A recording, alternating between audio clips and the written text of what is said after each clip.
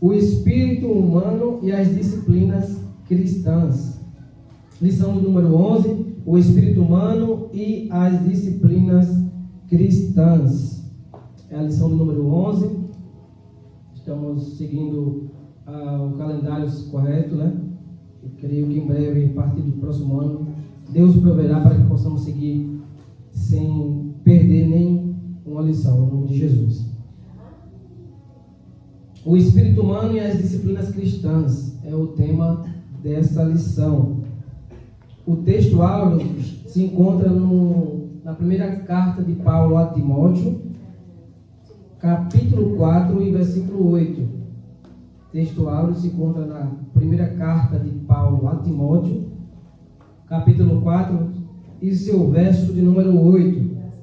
E vai dizer assim: porque o exercício corporal para pouco aproveita, mas a piedade para tudo é proveitosa, tendo a promessa da vida presente e da que há de vir. A verdade prática vai dizer assim: as disciplinas espirituais são necessárias para o fortalecimento do espírito, assim como os exercícios físicos para a estrutura óssea e muscular. Amém, irmãos?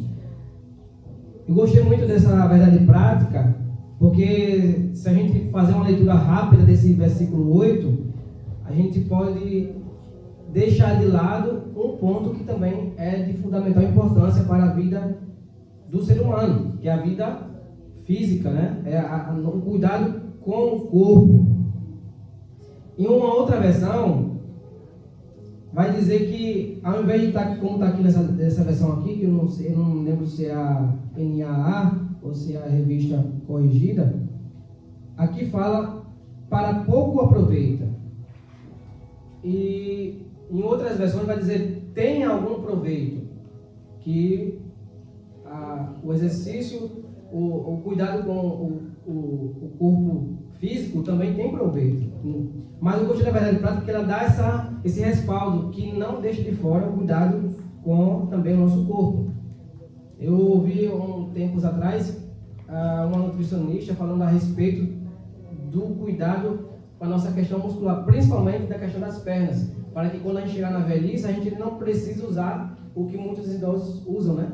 Esses carrinhos ali que vai estar ali ajudando por conta da falta de sustentação da sua parte inferior. Então, é um ponto que vale deixar claro. E eu fiquei muito feliz com essa verdade prática, porque dá a entender claramente isso. Nós precisamos dar mais ênfase para a disciplina espiritual, mas não se esquecendo também de cuidar do corpo. A boa alimentação, a atividade física, boa qualidade de sono.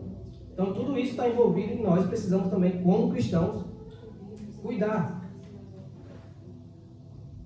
Leitura bíblica em classe está também na carta de Paulo a Timóteo, primeira carta de Paulo a Timóteo, capítulo 4, do 6 ao 8, e depois segue-se do verso 13 ao 16.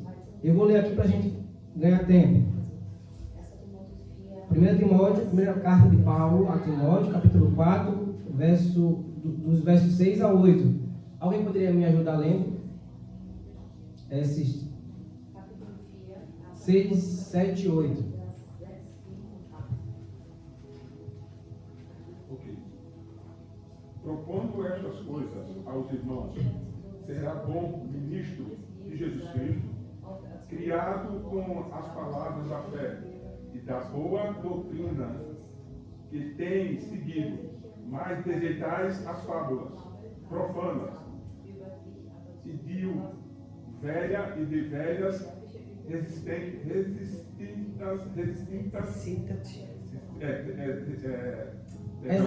exercita-te mesmo em piedade. Vou continuar. Porque o exercício corporal para pouco aproveita, mas a piedade para tudo é proveitosa, tendo a promessa da vida presente e da que há de vir. persiste em ler. Aí eu vou continuar a segunda parte, que é o segundo bloco, né? Persiste em ler, exortar e ensinar, até que eu vá.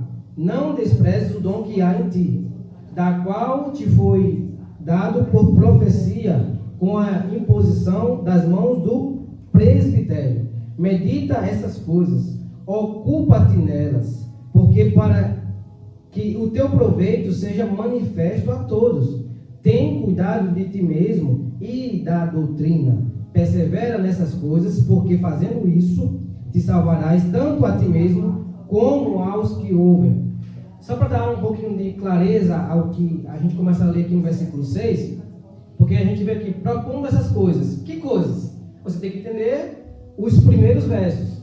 Quais são essas coisas que o apóstolo Paulo estava escrevendo e falando para Timóteo? Se você for ler os primeiros versículos, ele vai tratar da questão dos falsos mestres, que se levantaram para trazerem falsos ensinos. Ensinos que não condiz com a sã doutrina, que é a doutrina saudável, o ensino sadio, saudável. Então, ele vai propor essas coisas, lembrando de que ele precisa fazer, que é o que a gente está tratando aqui nessa tarde, a disciplina cristã, as disciplinas espirituais, que é ler, exortar, ensinar e ser visto publicamente, para que as pessoas não sejam contaminadas por esses falsos mestres que estão aparecendo, essas falsas pessoas que estão trazendo novas ideologias. Então ele, cuida de ti mesmo, exercita de ti mesmo, tem essa disciplina, esse cuidado diário, para que não só você, mas para aqueles que te ouvem, sejam abençoados, sejam edificados e permaneçam nesse ensino, nessa doutrina, porque fazendo isso, você vai salvar a sua alma e a daqueles que te ouvem. E se a gente não fizer isso, a gente vai estar sendo também orgulhoso, vaidoso, querendo só para nós. E a vontade do Senhor Jesus é que todos os homens venham ao conhecimento de Deus e tenham a sua salvação através de Cristo Jesus. Amém? Então, o primeiro ponto, a gente vai tratar aqui do exercício corporal e a piedade, que é justamente dentro daquilo que a gente acabou de falar. A introdução, eu vou ler aqui até a introdução rapidamente. Vou ler só um pedaço aqui, que diz assim, veremos que as disciplinas cristãs fazem parte de uma vida piedosa, como o corpo precisa ser alimentado e exercitado todos os dias. O espírito precisa de disciplinas diárias para o fortalecimento. As principais são a oração, o jejum e a meditação na palavra de Deus. Essa é a base para o cristão que deseja ter uma vida piedosa. Precisa ter esse bloco, esse conjunto dessas três coisas: oração, o jejum e a meditação na palavra de Deus. Mais à frente a gente vai ver que o Senhor Jesus ele vai exigir, a partir desses 3 pontos, o Senhor Jesus ele vai exigir mais de nós, que é justamente no decorrer do discipulado, que ele vai apertando mais. Ele exige que você comece por esses 3 pontos e depois, quando você tiver essa convicção, internalizar isso no coração, aí ele vai agora puxar você mais. A gente vai ver aqui no decorrer da lição. O primeiro tópico está aqui: exercício corporal e piedade. E aí eu vou falar um pouquinho, dar uma pincelada aqui nesse tópico, para a gente ganhar tempo e para os pontos mais importantes mais à frente, que eu já falei algo que tem a ver aqui desde o início, que Paulo não considera o cuidado, Paulo não desconsidera o cuidado com o corpo, até porque ele fazia muitas viagens em missões. Eu peço que alguns irmãos abram 2 Coríntios, capítulo 11, verso 26, e um outro abra Mateus 9, 35, e leia. Vamos tentar ser um pouquinho mais prático para a gente aproveitar mais a aula e produzir mais para o reino de Deus.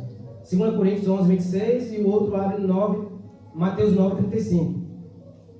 Pode ler.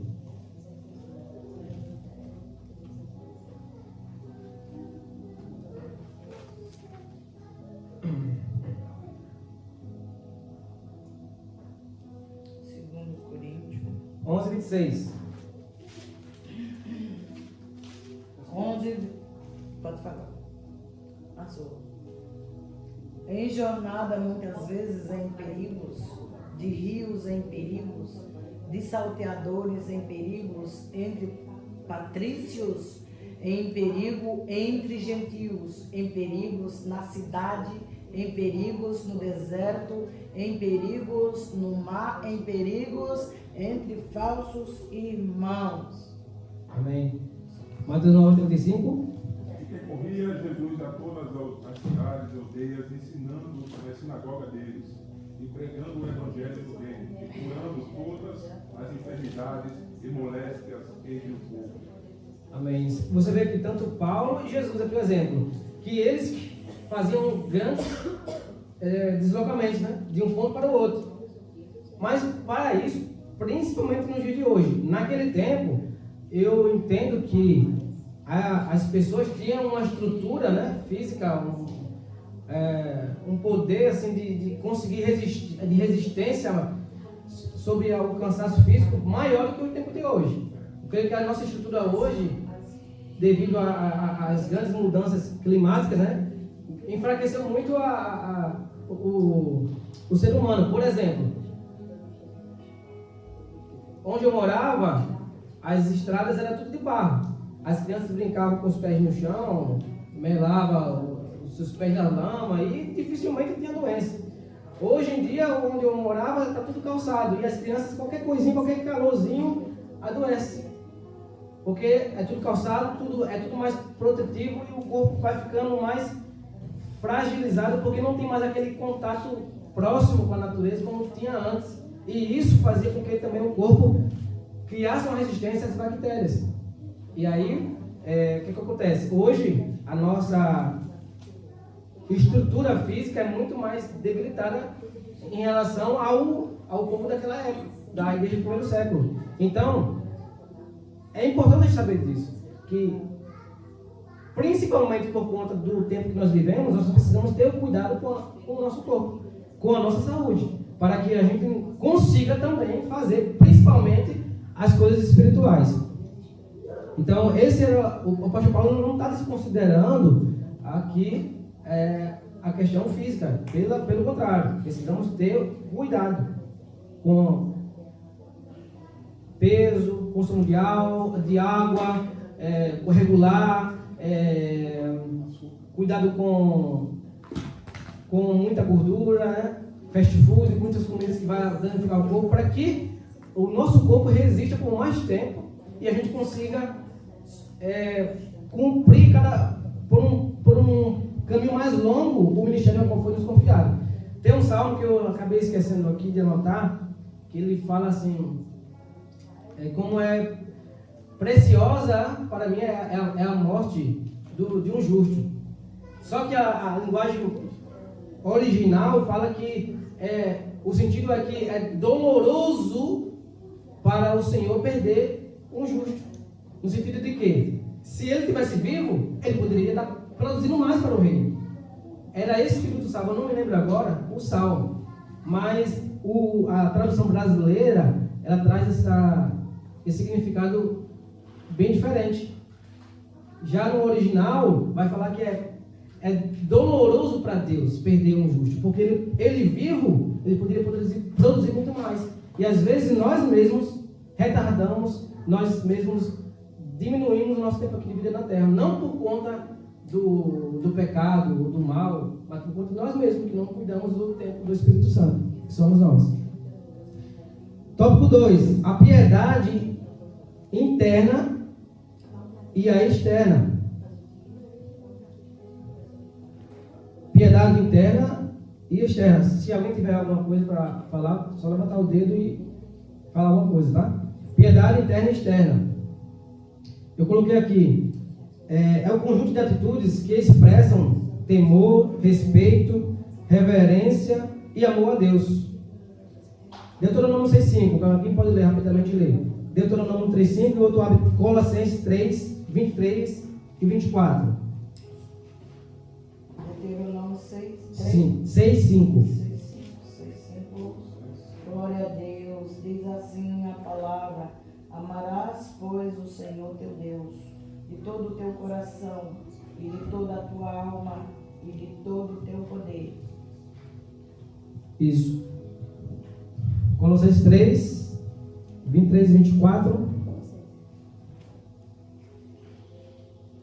3, 23. Vou ler aqui. Tudo o que fizerem, façam de todo o coração, como para o Senhor e não para os homens, sabendo que receberão do Senhor a recompensa da herança. É a Cristo, o Senhor, que vocês estão servindo. E aqui eu vou ter uma pergunta aqui, né? Que fique para vocês essa pergunta. Se você tivesse a oportunidade de ver o Senhor agora, assim, diante de você, como você o serviria? Se você tivesse a oportunidade de ver o Senhor agora na sua frente, se Jesus estivesse aqui, viesse aqui na sua frente agora, como você o serviria? É um ponto a se pensar. Como é que eu iria me apresentar diante dele? Com confiança? Com muita orgulho de si? Ou com temor? Se dobrando? Se ajoelhando e dizendo: Senhor, eu estou aqui, Senhor, eu não sei nem o que falar para você, porque eu confesso que se eu estivesse diante do Senhor agora, eu não sei nem por onde eu começo, não sei nem que palavras eu iria usar. Porque imagine você estar diante daquele que é santo, né? Que tem todo o poder. E ao chegar perto de Jesus, ele revela toda a nossa miséria. Ele revela toda a nossa sujeira, tudo aquilo que há de ruim em nós. Então, pensar nisso faz com que, diante dele, eu tenha temor. Eu tenha esse zelo de preocupar, de reverenciá-lo, de respeitá-lo, de dizer: Senhor, me perdoa, porque eu não estou conseguindo servir bem. E eu coloquei esse ponto para a gente pensar. Porque esse segundo tópico, ele fala da piedade, tanto interna como externa. Não adianta eu estar me preocupando em falar sobre ensinos da palavra de Deus, se o meu interior não está correspondendo com o que eu estou falando. A minha parte externa, o que eu estou expressando em palavras ou dando algum conselho, precisa refletir aquilo que está dentro do meu coração, do que aquilo que eu estou vivendo, presenciando, vivenciando no meu íntimo com Deus. Então, o apóstolo Paulo tem essa preocupação de nos exortar, assim como Jesus Cristo, de fazer a gente perceber se nós estamos produzindo aquilo que também estamos praticando conforme aquilo que internalizou em nós. Então Paulo, ele tem essa preocupação. Veja Tiago capítulo 2, verso 14 a 17. Vou ler aqui rapidamente para a gente avançar. Tiago capítulo 2, versículo 14 ao 17. Vai dizer assim, ó. Tiago capítulo 2, versos do 14 ao 17. Vai dizer assim, ó. Do que adianta, meus irmãos, alguém dizer que tem fé se não tem obras? Acaso a fé pode salvá-lo? O verso 15. Se um irmão ou uma irmã estiver necessitado de roupas e do alimento de cada dia, verso 16. E um de vocês lhe disser: vai em paz, aqueça-te, alimente-te, até satisfazer, sem porém lhe dar nada. De que adianta isso? Verso 17. Assim também a fé, por si só, se não acompanhada das obras, é morta. Então ele vai dizer: não adianta você ver uma pessoa passando fome e dizer assim: vai comer.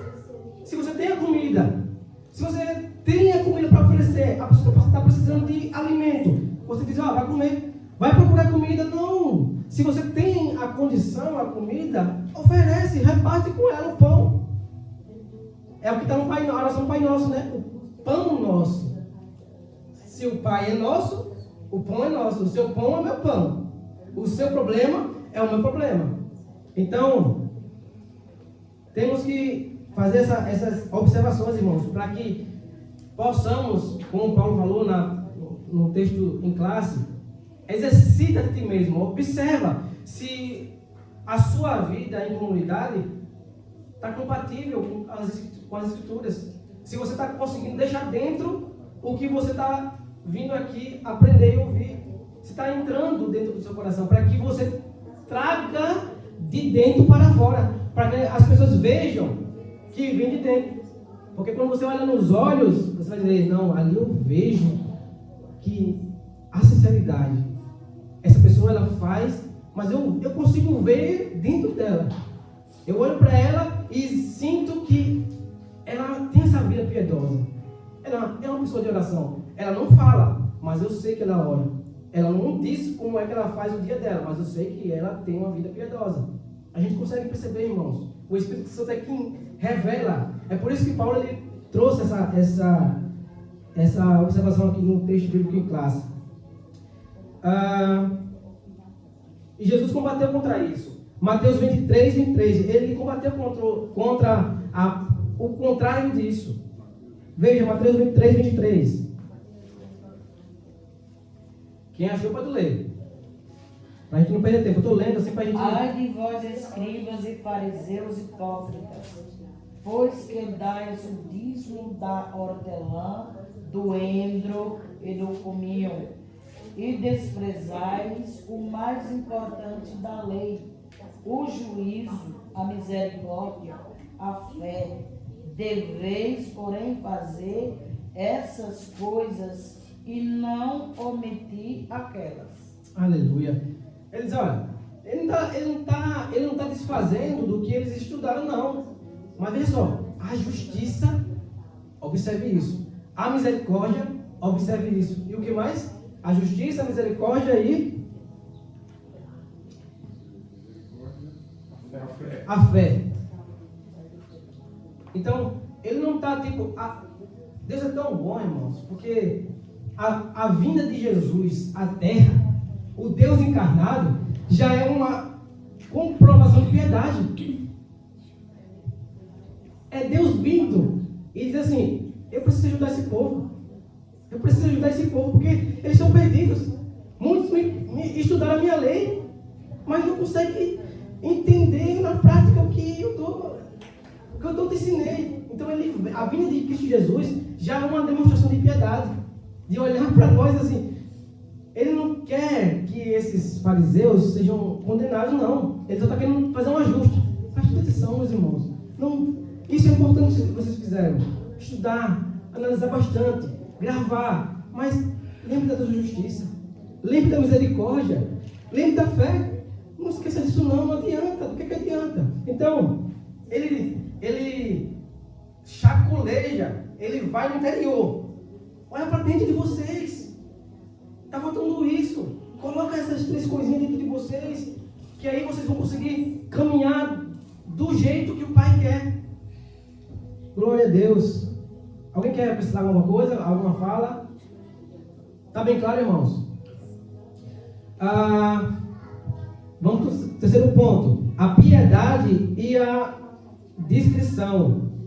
A piedade e a discrição. Jesus combateu, eu botei aqui, Jesus combateu contra o exibicionismo. Mateus 6, versos 5 e 6. Alguém pode ler? Mateus 6, versos 5 e 6, e depois 16, 17 e 18. E um outro irmão abre em Esther, capítulo 4, verso 16. E segura esse de Esther. Mateus 6, 5, 6. Vamos lá, vamos lendo. Mateus 5, 6. Mateus 6, versos 5 e 6. E quando orares,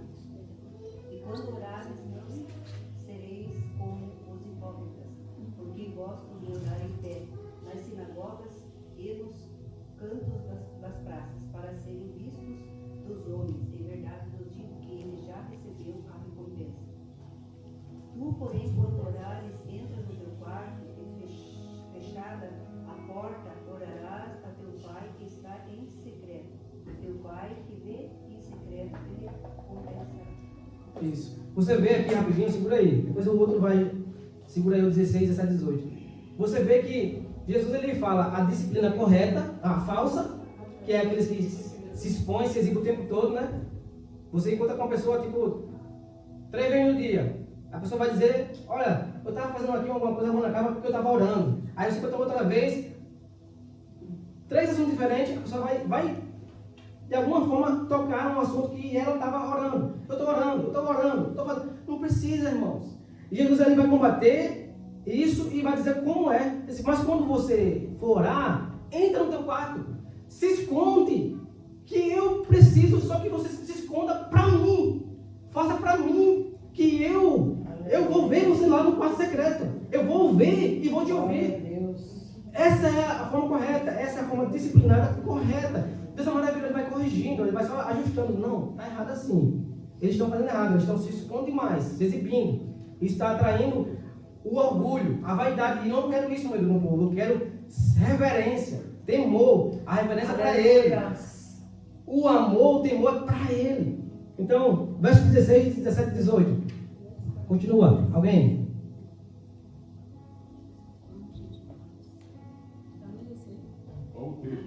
E quando jejuardes, não vos mostreis contristados, como os hipócritas, porque desfiguram o rosto, para que aos homens pareça que jejuam. Em verdade vos digo, que já receberam o seu galardão.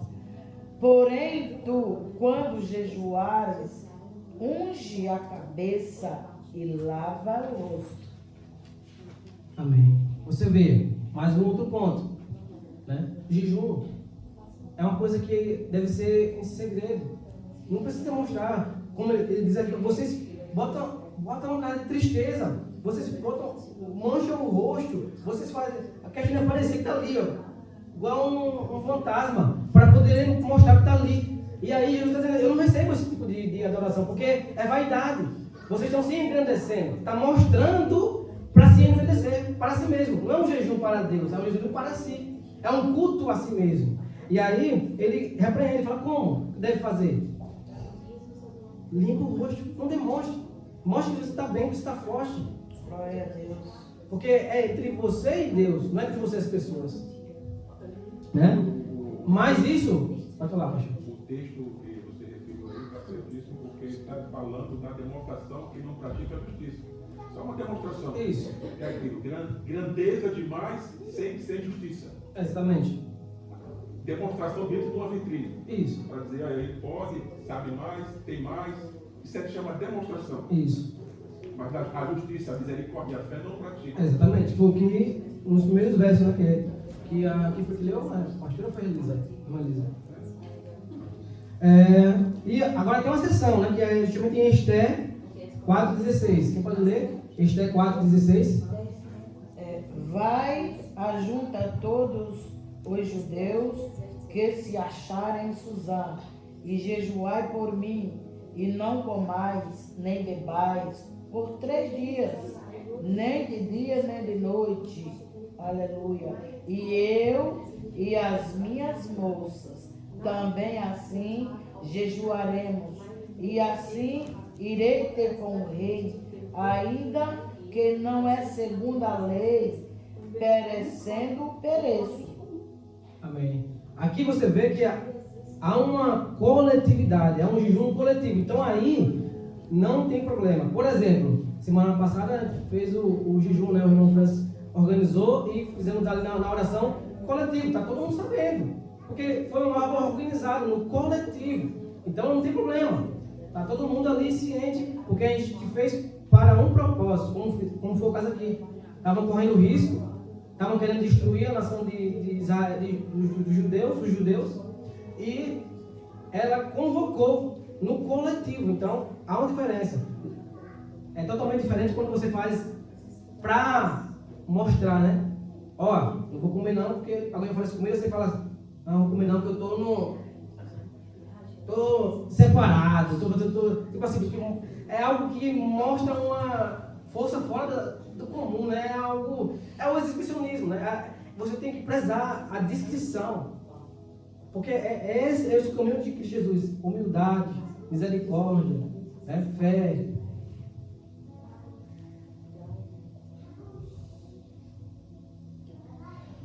Ficou claro, né, irmãos? Para a gente fazer essa diferença. E não tem problema nenhum de a gente fazer também no coletivo e ficar ciente. Mas, no geral, no seu privado, quando você fizer no seu privado, não precisa falar para ninguém. Até porque quando Esther, né, ela necessitava dessa cobertura de todos os judeus, que ela iria se apresentar ao rei, porque ela não tinha sido chamada. Exatamente. E quem se apresentava ao rei sem ser chamado era pena de morte. Então ela precisava de uma ajuda. A cobertura. Isso. Ela precisava de uma ajuda ali no jejum, na oração, a igreja reunida para que Cristo ali, no dia que vamos trazer para o dia de hoje, operasse, né? Para que Deus operasse, né? Porque naquele tempo ainda não tinha tido essa revelação de Cristo. Por isso que eu falo assim, Cristo nos dias de hoje, né? E Deus ali naquele tempo. Porque Cristo ainda não havia sido revelado. Pronto, agora vamos para a segunda parte do estudo, onde Paulo ele faz a analogia do corpo, né?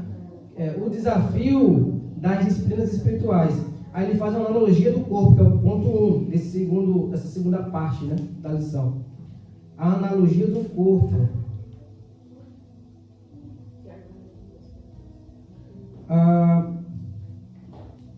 Eu coloquei aqui, ó. Em Hebreus 12, né, que é onde ele vai fazer essa analogia, né? Paulo ele vai usar essa analogia para que alguém abra Hebreus 12, verso 12 e leia. Hebreus capítulo 12, verso 12. Glória a Deus, aleluia. Por isso restabelecei as mãos descaídas e os joelhos próprios. Hebreus 12, né? Portanto, fortaleçam as suas mãos enfraquecidas e os joelhos vacilantes. Paulo aqui ele faz uma metáfora, né? Ele faz uma comparação dessa vida entre a vida física e a vida espiritual. 1 Coríntios 16:13. Quem pode ler? 1 Coríntios 16:13.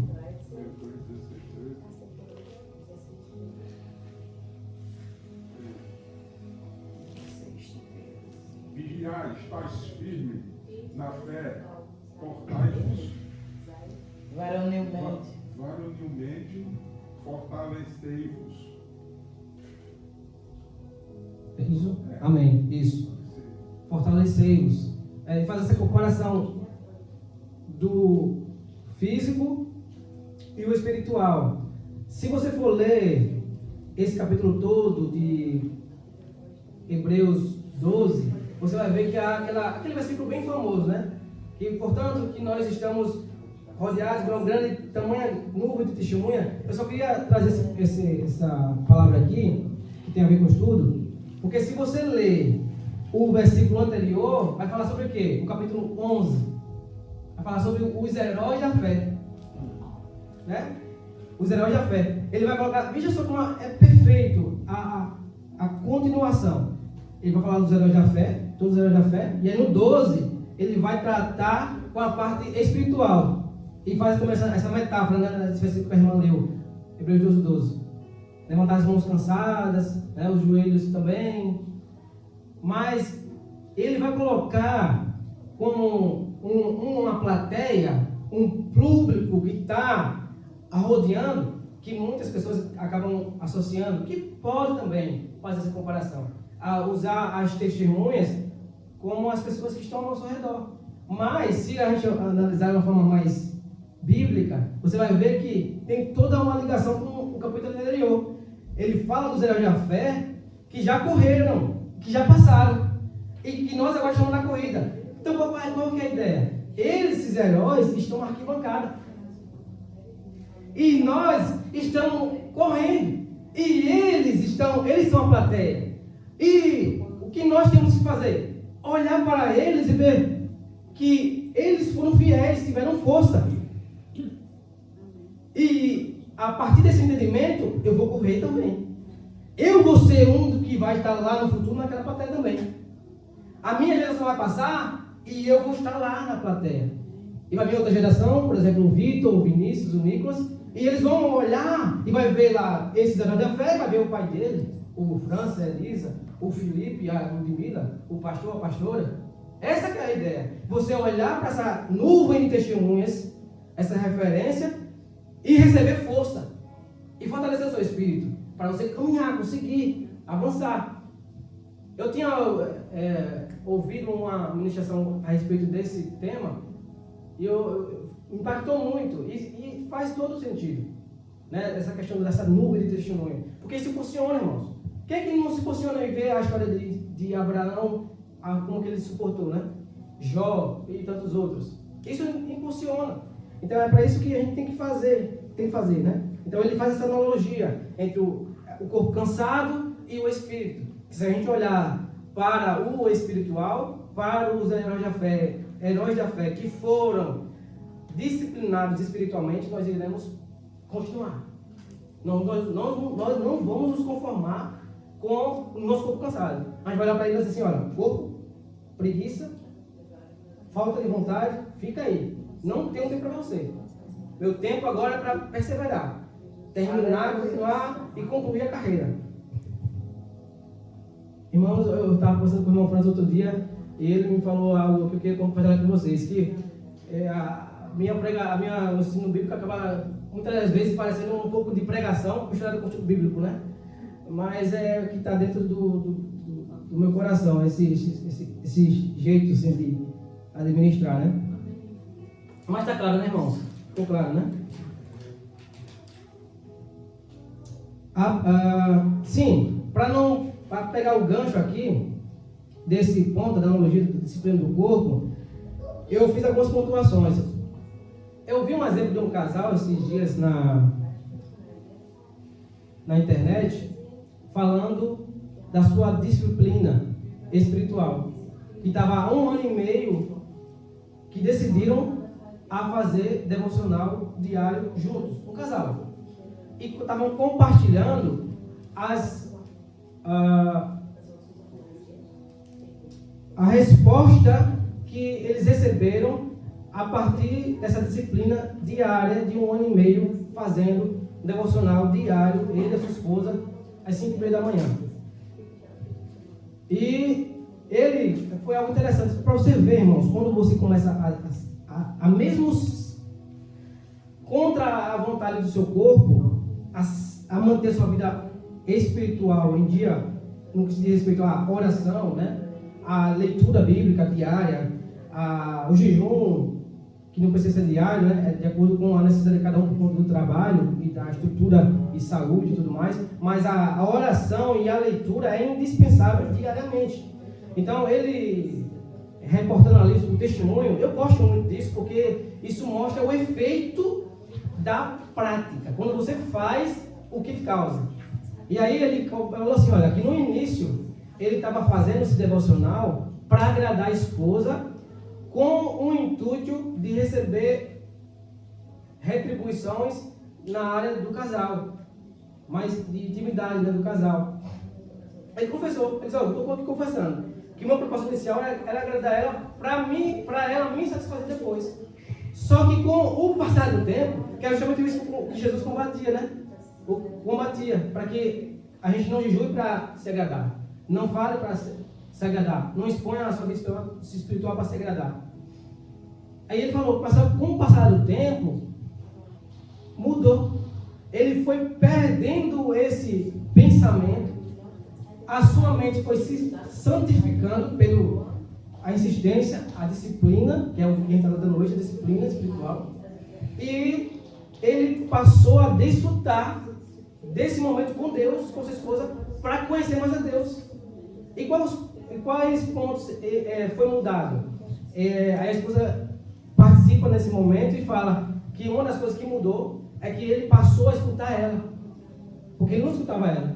A partir dessa disciplina espiritual diária, desse processo de 1 ano e meio, ele não escutava antes dessa disciplina, não escutava a esposa, não tinha conversa. E depois ele passou a ouvir a esposa. e passaram a conversar. Ou seja, passou a ouvir e a conversa passou a ser melhor. Mas também ela falou algo, um detalhe, que quando ela passou a falar também com ele, conversar com ele, por conta dessa disciplina espiritual diária ao longo desse 1 ano e meio, ela, antes de falar com ele, ela pedia o auxílio do Espírito Santo para que o Espírito Santo guiasse as palavras dela. Veja só, ela passou a se conectar mais com Deus e pedir sabedoria ao Espírito Santo para que, no abrir da boca dela, fosse liderado pela liderança do Espírito Santo.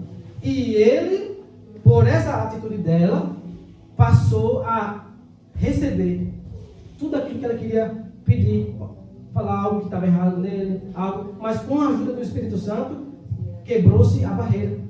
Antes não tinha comunicação, após passou a ter comunicação. Antes não tinha conversa, depois passou a ter conversa. É bem assim, às vezes nós temos que ficar em silêncio e falar só com Deus. Deus no nosso marido, na nossa esposa, com o Espírito Santo que nós temos que conversar e não falar para os outros. Meu esposo é isso, né? Isso. Com o Espírito Santo que nós temos que Não, exatamente. Porque é ele que vai trabalhar na vida. Exatamente. Não, a vida do casal tem que ser algo assim restrito, né? Blindado por Deus. Como é que eu vou expor a minha vida para uma pessoa que não é casada, por exemplo? Né? Como é que eu vou abrir meu coração? E muitas mulheres fazem hoje isso em dia. Como muitos homens fazem isso. Abre o seu coração para homens que não são casados. Mulheres que são casadas, abre o seu coração para mulheres que não são casadas. Ao invés de abrir as escrituras e pedir a direção do Espírito Santo, invocar esse casal. 1 ano e meio. E o terceiro ponto que eu notei, estava deixando em casa, mas ficou no meu coração aqui e na minha mente, que foi que o alinhamento espiritual dos dois com as coisas da vida aqui na terreno. Eles passaram agora a serem unidos na forma de pensar e agir, nos propósitos, projetos familiares, conquistas ou qualquer coisa assim. Eles passaram agora a ter uma mesma visão, andar no mesmo caminho. E quem era passou a ser o condutor? O Espírito Santo. Aleluia. Então, uma disciplina. Quando você se disciplina, irmãos, e faz isso, tem uma vida de piedade, busca esse caminho, automaticamente as impurezas, as coisas que não agradam a Deus, automaticamente ela vai saindo, porque elas não vão ser mais interessantes nem para o homem nem para a mulher. Perde espaço. Perde espaço, exatamente. E Jesus, ele impulsiona nós a seguir por esse caminho. Eu fiz aqui algumas anotações, eu queria compartilhar em 3 minutos ainda. Veja, abra comigo rapidamente, Mateus 14:16. Rapidinho, Mateus 14:16. O bom desse problema é isso, que você vindo todos os domingos participando, você se torna uma pessoa prática ali, no folhear das Escrituras. Mateus 14:16, rapidinho. Jesus, porém, lhes disse: não é mister que vão dar-lhes vós de comer. Isso. Isso aí está falando da primeira multiplicação, né? Uhum. E Felipe ele vai perguntar para Jesus: tá tarde já, velho. Como é que a gente vai alimentar? Despede esse povo. Aí ele fala: não é correto que a gente não dispense. Só que aí, veja só a fala dele: dê-lhe voz de comer. Olha só o estímulo: dê-lhe voz de comer. Ele está mostrando o propósito que ele quer ver na vida dos discípulos. Eu quero ver um discipulado piedoso. Eu não quero ver um discipulado que procura conforto. Não, é mais fácil mandar eles cada um para o seu lugar. Que foi o que a gente leu um pouco atrás, né? Vai lá, vai vestir uma roupa de frio, como foi lá em Mateus 6, né? O pastor leu. Então, ele não quer isso, ele quer que você ache o problema, resolva o problema. Então, dê voz de comer. Uma outra comparação que eu botei aqui para a gente pensar rapidamente, Lucas 18, 21 e 22, rapidinho. Lucas 18, 21 e 22, e o outro lê Lucas 19, 8. Lucas 18, 21, 22. Isso. E disse ele: todas essas coisas tenho observado desde a minha mocidade. 22. E quando Jesus ouviu isso, disse-lhe: ainda te falta uma coisa, vende tudo que tens, quanto tens, reparte-o pelos pobres e terás um tesouro no céu. Depois vem e segue-me. Isso. O 19:8, quem pode ler?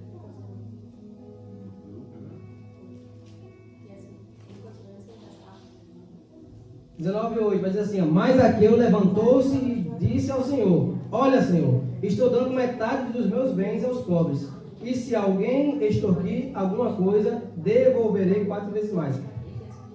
Olha só o contraste: o jovem rico e Zaqueu, que também é rico. Estou brincando, né?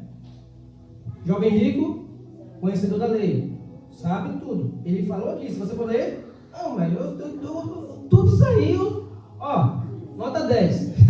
Nota 10. Não faltei nenhuma aula. Aí Jesus, como um bom mestre, né? Que ele conhece o nosso coração. Você vê, mesmo ele vendo a nossa vaidade, ele fala com amor para nos tratar. Você vê? Mas eu tenho uma coisa. Ô, seu nota 10, tenho uma coisa que está faltando em você. Vai, vende tudo que tem, reparte com os pobres e depois me segue. E aí, qual que vai acontecer na sequência? Vai dizer, olha, porque ele possuía muitas riquezas, né, o seu semblante mudou e ele se afastou. Porque Jesus mostrou o que faltava nele. Era tirar o coração das riquezas. Porque o coração dele não estava plenamente em Deus.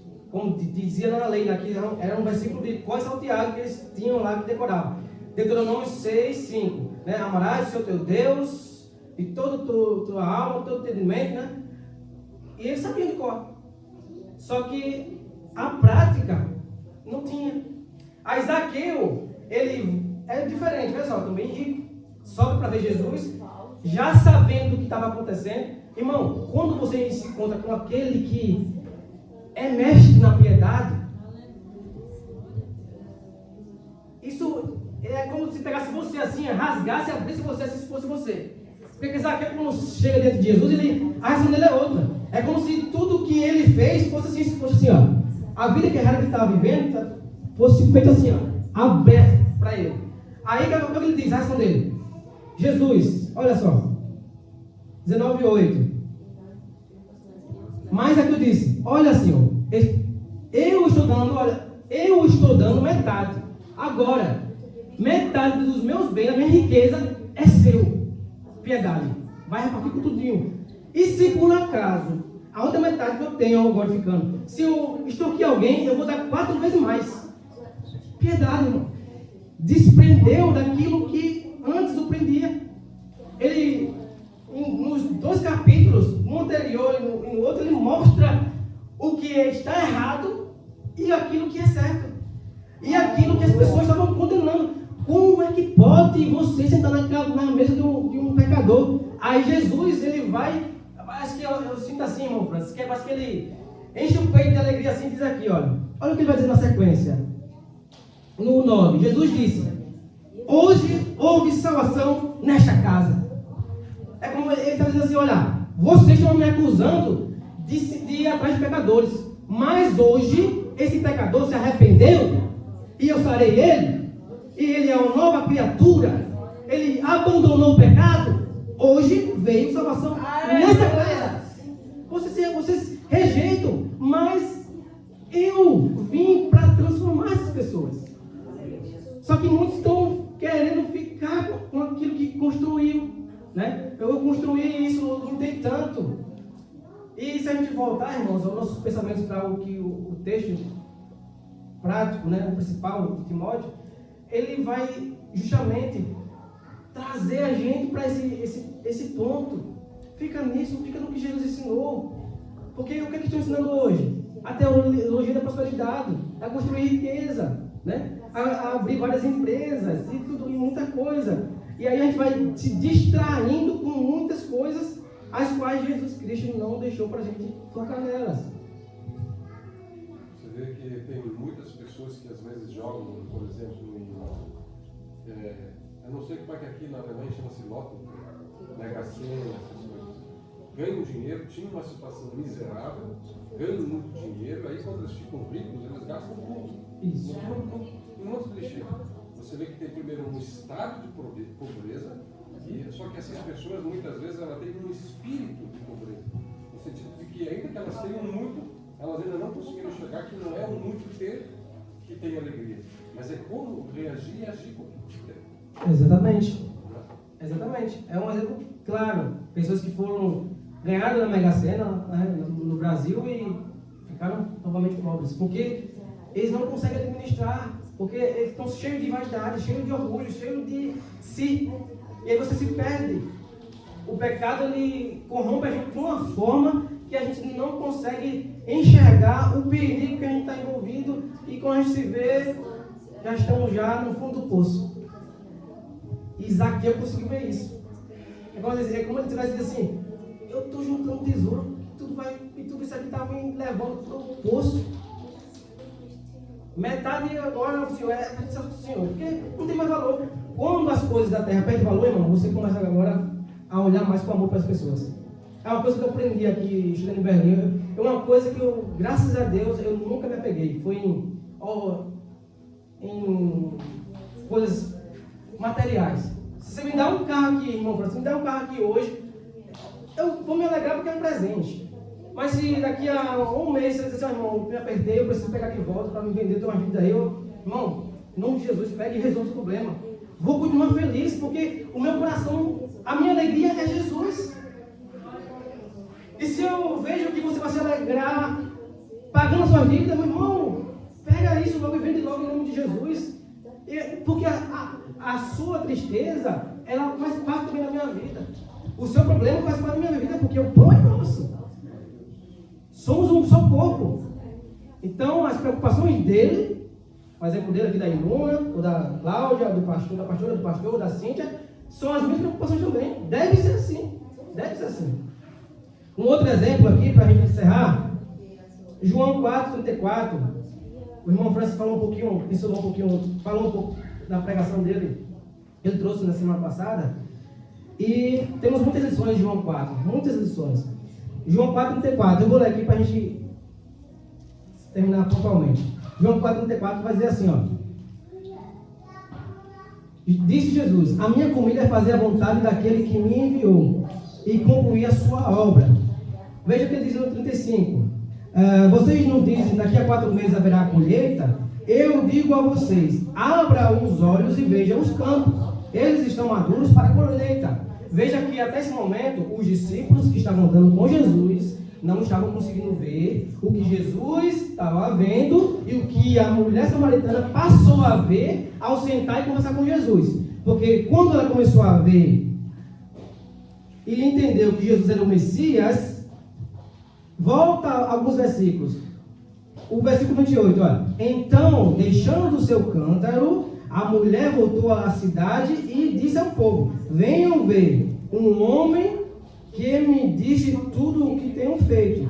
Será que ele não é Cristo? Venham ver. A coisa de multidões. E Jesus na frente. Vocês não estão conseguindo ver os frutos? Essas multidões para a qual ela estava falando eram os frutos pelo qual Jesus estava falando para os discípulos. E eles estavam perguntando: mas quem foi que deu comida para ele? Ele está falando de comida. Quem foi que deu comida para ele? Estavam muito atrasados no entendimento. Por quê? Havia uma barreira que era da mágoa, da tristeza, da briga de lá de trás, da quebra ali de aliança. As divisões lá do reino do norte e do sul. E essa mulher fazia parte do reino do norte. Essa mulher fazia parte de um povo misto, que se misturou, que passou a habitar Samaria e adorar não só a Deus, mas a outros deuses. E, portanto, ela era rejeitada. E o fato dela ir ao meio-dia ali era para não encontrar com ninguém, justamente por conta desse conflito. Mas Jesus foi lá para romper esse conflito, para trazer de volta a unidade, para mostrar que há esperança para todo e qualquer pessoa que estiver perdida. Ele é capaz de transformar. E aí ele dá essa lição. Vejam. Aí você vê, irmãos, ela passou a ser piedosa, ela largou o cântaro, ela deixou os olhos agora serem guiados por Jesus, o Messias, e esqueceu a vida que ela estava vivendo lá atrás. Estava no sexto marido, que não era dela. Ela largou, ela se afastou da vida que ela vivia antes, passou agora a viver uma vida piedosa, porque ele agora não pensa nela, ela está pensando nela e nos outros samaritanos. E Jesus, ele vem, recebe eles, ficam 2 dias, e agora, como o irmão falou no outro culto, né, eles não creram, não só creram porque ela falou, pelo testemunho, mas também creram muito mais pelo que viram com seus próprios olhos e ouviram do próprio Mestre Jesus. Então, isso mostra também a paciência de Jesus para com os discípulos, porque ele continuou tratando também os discípulos até o fim. Você vê que Pedro, após a ressurreição, volta para conversar com Jesus em João, acho que é João 21, que Jesus aborda Pedro e chama lá: Pedro, tu me amas? Pedro, irmãos, foi restaurado depois do discipulado ter terminado.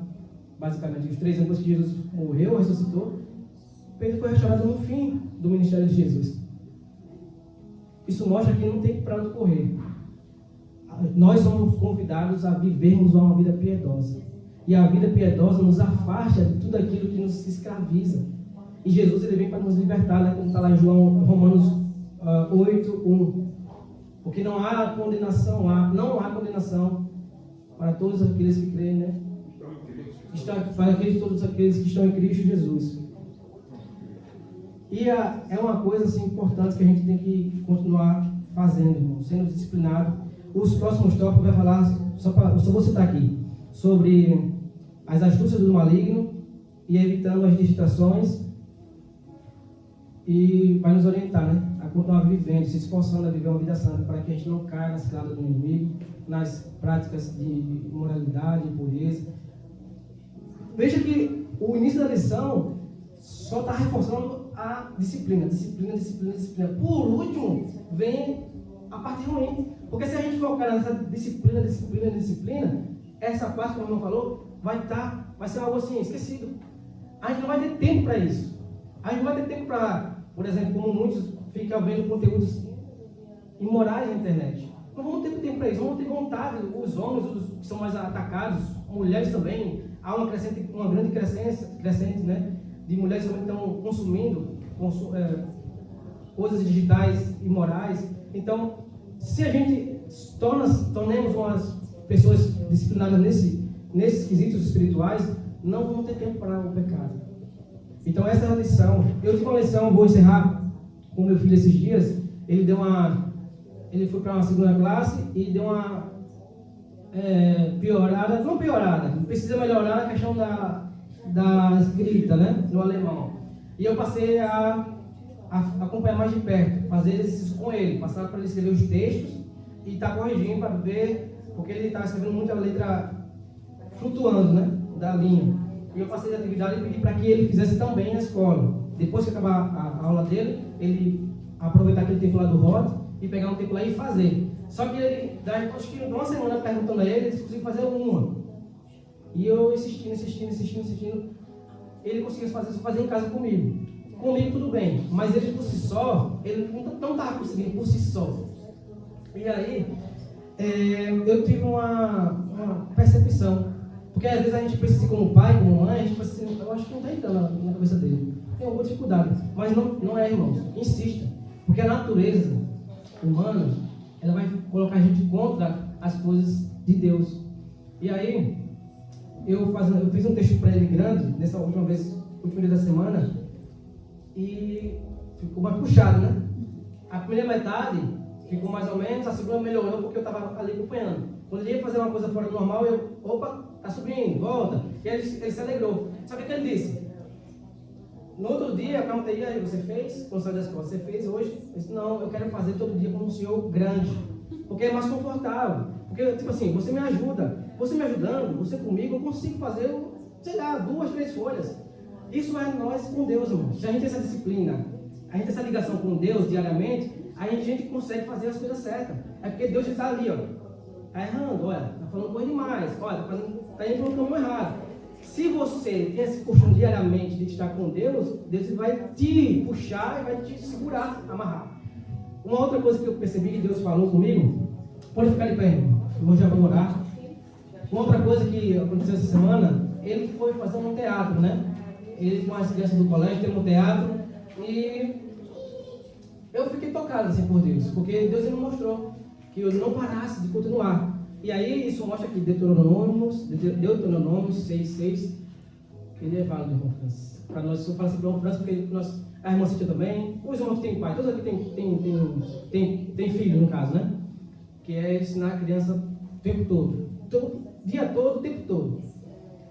Ele foi fazer a peça, passou um tempo aí ensaiando, e aí antes de começar a peça, faltando meia hora, eu cheguei para ele para ver como ele estava, né? Ele estava um pouquinho tenso, eu falei, filho, fica calmo, você vai conseguir, você vai conseguir se sair bem. Aí ele, muito tranquilo, seguro, olhou para mim e disse, pai, estou tranquilo, Deus está comigo. E isso me deu assim, veio com uma flecha, irmãos, porque por um momento, durante a semana, eu pensei assim, eu falo tanto, eu converso tanto, parece que eu não estou vendo muito resultado. Mas o Senhor ali naquele momento está falando para mim ali, está tendo resultado. Continue, porque você está brigando contra a natureza que está nele.